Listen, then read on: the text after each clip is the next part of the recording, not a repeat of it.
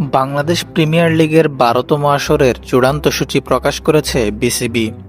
এবারের টুর্নামেন্ট শুরু হবে ২৬শে ডিসেম্বর, আর ফাইনাল হবে আগামী ২৩শে জানুয়ারি। সিলেট, চট্টগ্রাম ও ঢাকা, এই তিন ভেন্যুতে হবে টুর্নামেন্টের মোট ৩৪টি ম্যাচ।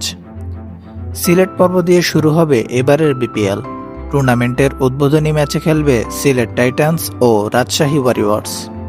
সিলেট পর্ব শেষে বিপিএল যাবে চট্টগ্রামে, এরপর সেখান থেকে ফিরবে ঢাকাতে। সূচি অনুসারে ১৯শে জানুয়ারি হবে এলিমিনেটর, একই দিন হবে প্রথম কোয়ালিফায়ার, দ্বিতীয় কোয়ালিফায়ার ২১শে জানুয়ারি, আর ফাইনাল ২৩ তারিখ। এই ম্যাচগুলো সবই হবে ঢাকাতে।